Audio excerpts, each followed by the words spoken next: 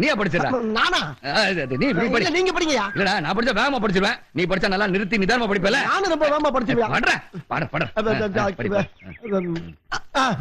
அன்பும் பண்பும் பாசம் நிறைந்த அருமை அண்ணன் தெய்வராச அவர்களுக்கு உங்கள் அன்பு தம்பி பாசத்துடனும் நேசத்துடனும் எழுதி கொண்டது. நல்லா எழுதிருக்கானே. நீங்கள் அனைவரும் நலமா? நலம் நலமறிய ஆவல். அது போக நமது பண்ணையில் கடினமாக உழைத்துக் கொண்டிருக்கும் அன்பு பச்சை கிளியை பத்திரமாக பார்த்துக் கொள்ளவும். ஏனென்றால் அவன் என் கண்ணுக்குள்ளே திரிகிறான்.